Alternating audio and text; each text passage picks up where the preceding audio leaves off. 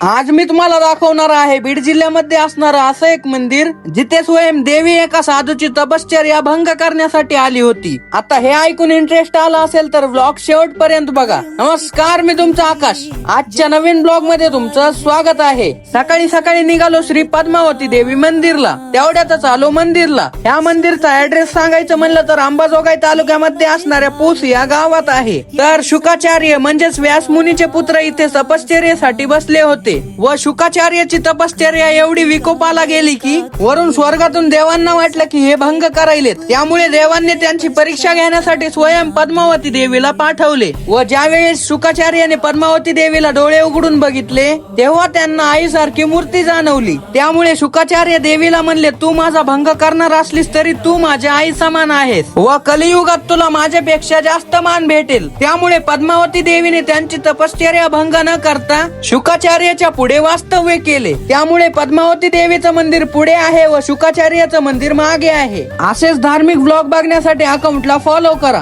चला भेटूयात next blog मध्ये.